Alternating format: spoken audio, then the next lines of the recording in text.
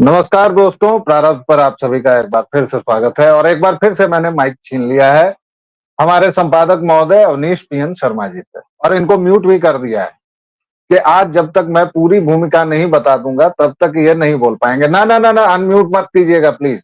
वैसे आपने अनम्यूट कर दिया है तो आपका बहुत बहुत स्वागत है अवनीश जी, धन्यवाद। आलोक जी, आपको बहुत बहुत नमस्कार और प्रारब्ध के सभी दर्शकों को प्रणाम जी।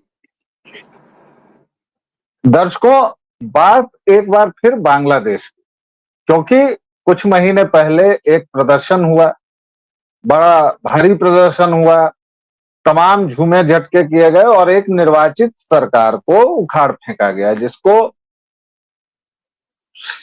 बड़े लोगों की भाषा में रेजीम चेंज कहते हैं। बड़े लोगों यानी जो अमेरिका वगैरह की बात करें, उनकी शब्दावली को लें या जो भी इस तरह की, या पढ़े लिखे विद्वान लोगों की भाषा में एक रेजीम चेंज हुआ है। लेकिन अब बांग्लादेश में फिर से छात्र सड़कों पर हैं।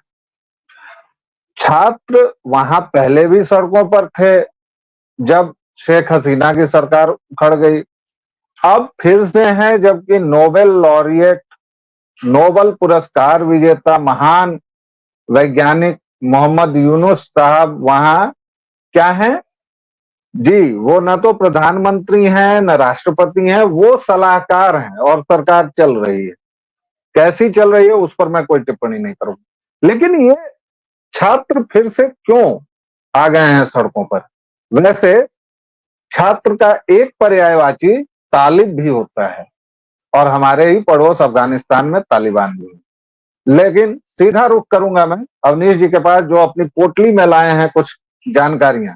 अवनीश जी, क्या मामला है, क्यों फिर से छात्र सड़कों पर हैं बांग्लादेश में? बिल्कुल आलोक जी, बांग्लादेश में जो कुछ भी हो रहा है और बांग्लादेश के बारे में इस समय जो खबर जिसका जिक्र आपने अपने इंट्रो में किया कि एक बार फिर बांग्लादेश में वहां के छात्र सड़कों पर हैं।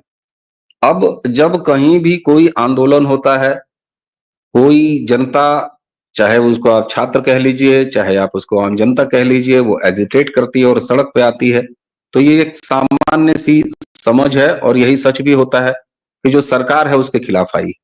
सीधी सी बात है, जो सत्ता होती है उसके खिलाफ ये सारे आंदोलन होते हैं। बांग्लादेश में शेख हसीना के तख्ता पलट के समय भी यही हुआ।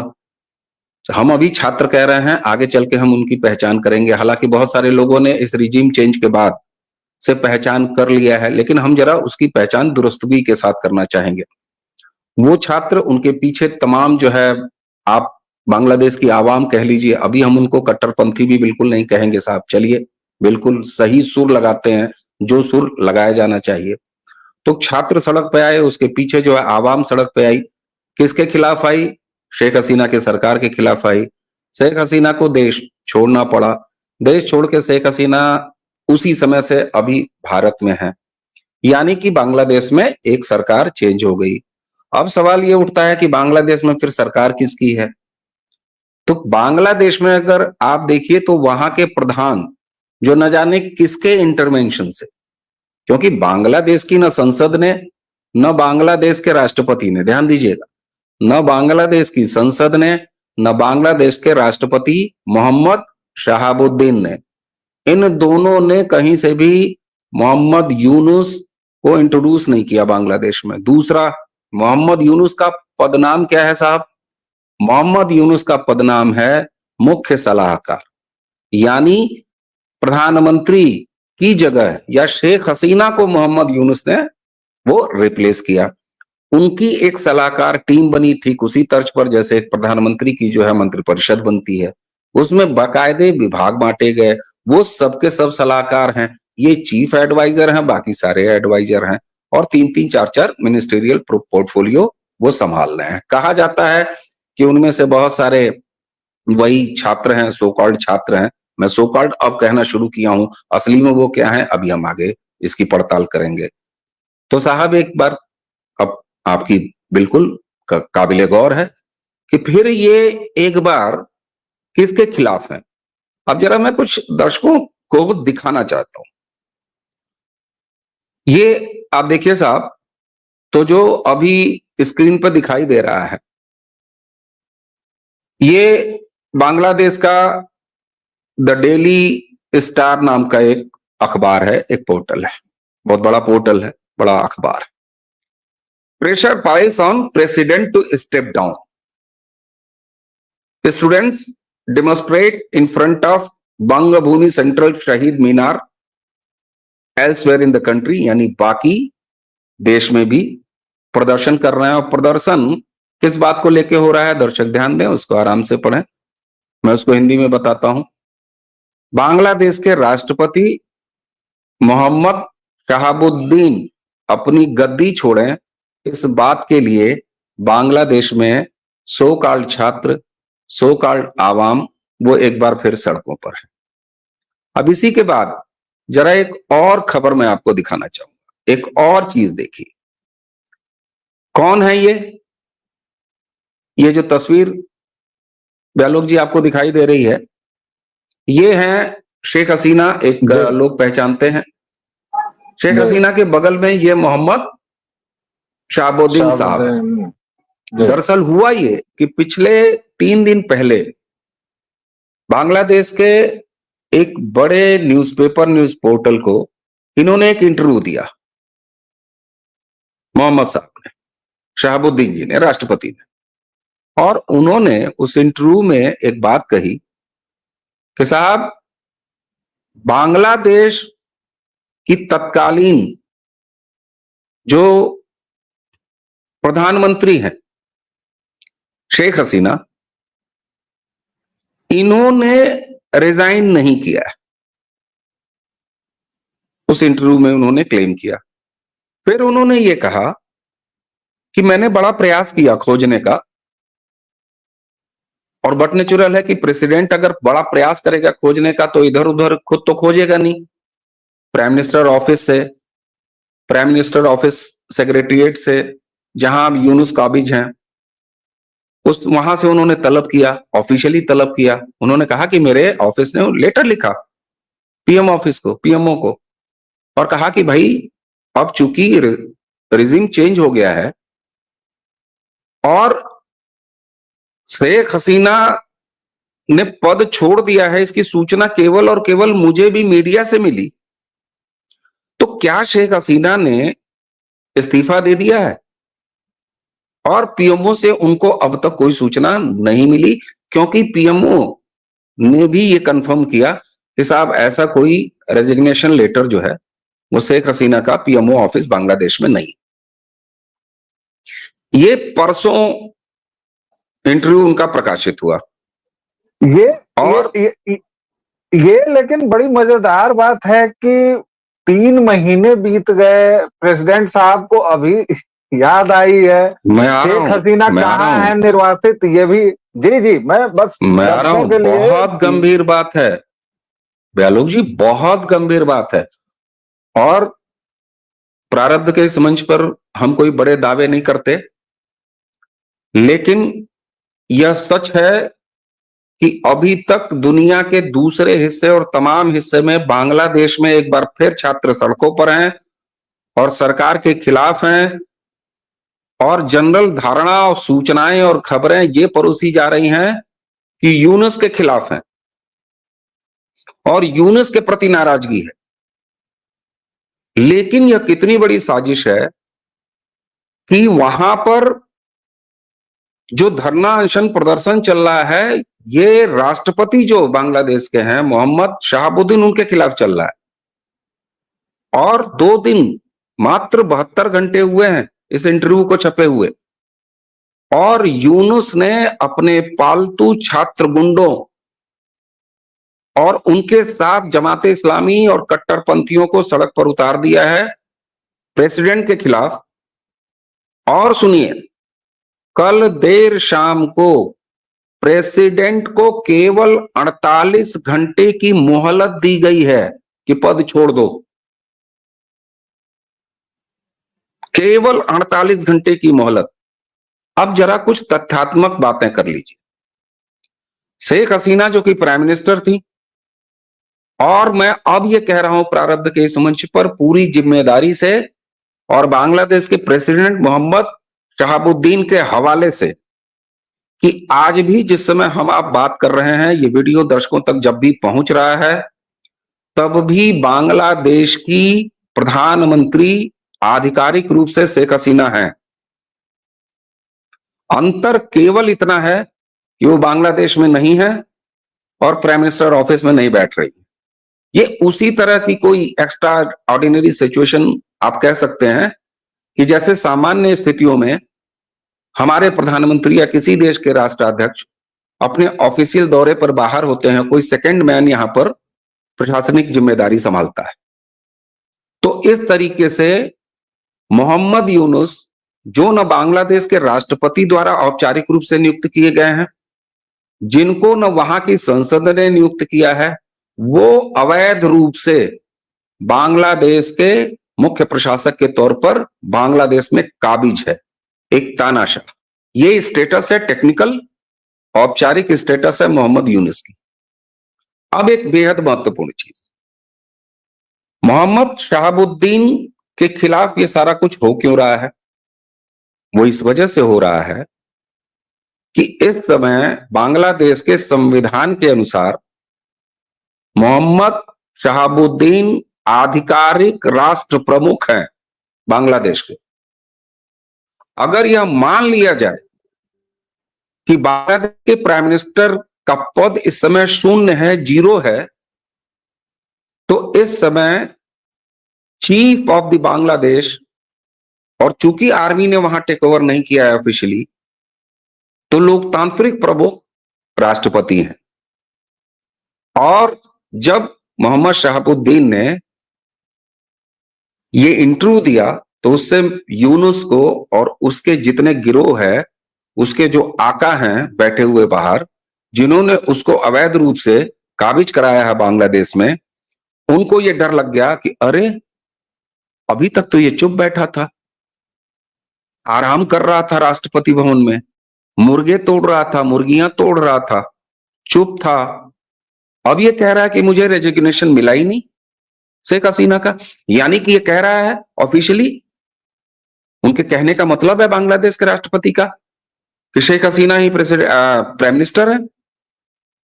दूसरा, अगर शेख हसीना लापता है, बांग्लादेश का की प्रधानमंत्री इस समय लापता है, पीएमओ ऑफिस जीरो है, तो मैं फिर सदर हूं, इसको कोई झुटला नहीं सकता, बांग्लादेश का संविधान नहीं झुटला सकता। यूनुस ने यह काम किया है। और अब एक और खतरनाक तस्वीर आपको दिखा रहा हूं। जो तस्वीर मैं आपको दिखाने जा रहा हूं, यह मेरा दावा नहीं, पूरी प्रामाणिकता, पूरी जिम्मेदारी के साथ मैं ये कह रहा हूं कि ये अभी तक दुनिया के किसी भी न्यूज या किसी भी खबर में कहीं भी मौजूद नहीं है, किसी को भी नहीं मिलेगा। ये जो तस्वीर दर्शक आप देख रहे हैं, ये एक हॉस्पिटल का वार्ड है, और ये सामान्य वार्ड नहीं है व्यालोक जी, साफ तौर पर दिखाई दे रहा है। बड़ी उच्च तकनीक का बहुत सारे जीवन रक्षा उपकरण, बहुत सारी चीजें लगी हुई हैं। तस्वीर थोड़ी सी धुंधली है क्योंकि अनऑफिशियल तरीके से ये तस्वीर उतारी गई है। मैं अपने सूत्रों का खुलासा बिल्कुल नहीं करना चाहूंगा। मेरे पास मेरे सूत्रों के प्रारब्ध के अपने सूत्रों के हवाले से ये तस्वीर आई है, और संभवतः दुनिया के सामने हमारे छोटे ही गिलहरी प्रयास वाले मंच प्रारब्ध के जरिए पहली बार तस्वीर पहुंच रही है। ये तस्वीर है बांग्लादेश के मुख्य सलाहकार मोहम्मद यूनुस की। दर्शकों, ये मोहम्मद यूनुस की तस्वीर है, और ये तस्वीर परसों शाम की है। बांग्लादेश का जो इस समय ये मुख्य सलाहकार मोहम्मद यूनुस हैं, वो गंभीर स्वास्थ्य स्थितियों से गुजर रहे हैं। ये चेकअप के दौरान आप देख सकते हैं कि ये बेहोशी की हालत में है, ड्रिप चढ़ रही है, ऑक्सीजन है, ये सारा कुछ इनके ऊपर लगा हुआ है। इस तस्वीर के बाद अब इस तस्वीर के मायने में आपको बताता हूं व्यालोक जी। देखिए साहब, किसी भी देश में क्या हो क्या ना हो, ये उस देश की अपनी स्थितियां है। मैंने कहा कि इस तस्वीर की एक्चुअल स्थिति यह है कि जैसे ही मोहम्मद यूनुस खान को ये इल्म हुआ, ये इल्हाम हुआ, ये लगा, ये आभास हुआ कि बांग्लादेश के सदर रियासत राष्ट्रपति अपने अधिकारों को लेकर सचेत हो गए हैं, मुखर हो रहे हैं, तो अवैध रूप से कब्जा किए हुए इस मोहम्मद यूनुस को गश आ गया। और गश आने के बाद ये स्थिति है जो अभी आपको स्क्रीन पर देखी है। लेकिन वो मोहम्मद यूनुस जो अभी आपने कहा कि 3 महीनों बाद उनकी नींद जगी, आधा मिनट लूंगा, कंप्लीट कर लूं, और 3 महीने तक ये अवैध रूप से काबिज है, ये अचानक इतना डर कैसे गया, इतना घबरा कैसे गया? अभी तो केवल एक इंटरव्यू में मुंह खोला है बांग्लादेशी राष्ट्रपति ने। उसकी वजह है, आज कौन सी तारीख है? आज 23 तारीख है। नवंबर के पहले हफ्ते में अमेरिका में प्रेसिडेंट का चुनाव हो जाएगा। अब बमुश्किल 10-12 दिन बचे हैं जब अमेरिका के नए रेजीम और नए प्रेसिडेंट का मामला साफ हो जाएगा। आज मोहम्मद यूनुस को यह पता है कि जिसने मुझे अवैध रूप से गाड़ी में बैठा तो दिया बिना टिकट के, लेकिन वो अगले ही स्टेशन पे उतर के फरार होने वाला है, जाने वाला है बाइडेन, और रिजीम चेंज होने वाला है अमेरिका में। और तब इस अवैध कब्जेदार का क्या होगा? क्योंकि तकनीकी और बांग्लादेशी संविधान के तहत आज का प्रामाणिक सच ये है कि मोहम्मद शहाबुद्दीन बांग्लादेश के संवैधानिक राष्ट्रपति हैं और शेख हसीना बांग्लादेश की निर्वाचित बिना इस्तीफा दिए हुए प्रधानमंत्री हैं। फर्क सिर्फ इतना है कि वो बांग्लादेश की जमीन पे नहीं है। अब आप कुछ पूछ रहे हैं, फिर मैं बताऊं। तो दर्शकों श्रोताओं, मैं पूछ नहीं रहा हूं, मैं इस पूरी बातचीत को 3-4 बिंदुओं में अपने दर्शकों के लिए समाप्त कर देता हूं। पहला, कि बांग्लादेश में जो कुछ भी हुआ वह कहीं से कोई क्रांति और भ्रांति नहीं थी, इसको बिल्कुल मिटा दीजिए। वो सत्ता पर डीप स्टेट के द्वारा, डीप स्टेट के कुछ लोगों का कब्जा था, जिनको अफगानिस्तान में तालिबान कहते हैं, बांग्लादेश में छात्र कहते हैं। अब जबकि 5 नवंबर को वहां इलेक्शन है अमेरिका में, और उसके बाद एक आध दिन के अंदर वहां तस्वीर आ जाएगी, तो अवनीश जी बोल रहे हैं कि सच्ची बात है, जिसने टिकट के बिना बिठा दिया वही डीजीएम अगर उतर जाए अगले स्टेशन पर, डीआरएम, तो फिर क्या हाल होगा अवैध टिकट वाले का? तो भाई साहब बीमार हो गए हैं। बांग्लादेश की स्थिति है बहुत विलक्षण और मजेदार, और ये बताता है कि आप गलत हाथों में खेलते हैं तो क्या होता है। अवनीश जी, आपके क्लोजिंग रिमार्क्स। व्यालोक जी, बिल्कुल मैं बताऊं आपको, यहां तक तो स्थिति जो हम लोगों ने बात किया, और बात करते करते हमारे दर्शकों को भी यह अनुमान लग रहा होगा कि बस यूनुस के दिन गए, अब बांग्लादेश में वापस जो है अच्छे दिन आ जाएंगे और शेख हसीना वहां पर वापस रिस्टोर हो जाएंगी और ये सारा कुछ। सर, स्थिति कितनी खतरनाक है बांग्लादेश की, जो अब सबसे बड़ा खतरा, देखिए, शेख हसीना वहां वापस जाती हैं, रिस्टोर होती हैं, नहीं होती हैं, ये सवाल अभी गौड़ है। ये जब होगा तब देखा जाएगा। लेकिन स्थितियां कितनी गंभीर हैं इसका आकलन करिए। आपने शुरुआत में इंट्रो में कहा था छात्र का एक मतलब होता है तालिब, और वहीं से शब्द उपजा है तालिबान। जिस बांग्लादेश में 3 महीने से एक अकेला अवैध कब्जेदार कब्जा करके बैठा है, जो वहां के दूसरे सबसे बड़े अल्पसंख्यक उनका लगातार कत्लेआम देख ही नहीं रहा है, करवा ही नहीं रहा है, बल्कि एंजॉय कर रहा है। इन्हीं 3 महीनों में बांग्लादेश दूसरा पाकिस्तान लगने लगा है। वहां पर अब ईरान की दखल ये साफ साफ नजर आ रही है। और याद करिए, खुमैनी कहीं से भी कोई आधिकारिक रूप से सत्ता पे काबिज नहीं हुआ था ईरान के। उसने जब वहां के किंग को तख्ता पलटा था तो इसी तरह। आपके अफगानिस्तान में क्या हुआ था? सेम इसी तरह। और इसी की तैयारी के तहत यूनुस ने अपनी फौज बांग्लादेश की सड़कों पर उतार दिया है। आने वाले 10 दिन बांग्लादेश के लिए बेहद गंभीर हैं। पूरे विश्व को निगाह बनाए रखनी चाहिए, खासतौर से हमें जरूर निगाह बनाए रखनी चाहिए। अब वहां पर जो कुछ भी मैं देख रहा हूं, यूनुस ये पूरी कोशिश करेगा, उसका पूरा जो इस्लामिक कट्टरपंथ वाला जो इकोसिस्टम है, जिसको उसने इन 3 महीनों में खिला पिला के बिल्कुल तंदुरुस्त और मोटा कर दिया है, उन्हें खून लग गया है, मुंह में जबान में खून लग गया है सत्ता के और अपने डंडा हाँकने के। ये जो सो कॉल्ड छात्र तालिब, जिसके बल पर इसने शेख हसीना की निर्वाचित सरकार को भागने पर मजबूर कर दिया, बांग्लादेश अब बिल्कुल तलवार की धार पर खड़ा है। अफगानिस्तान बन भी सकता है, अफगानिस्तान बनने से बच भी सकता है।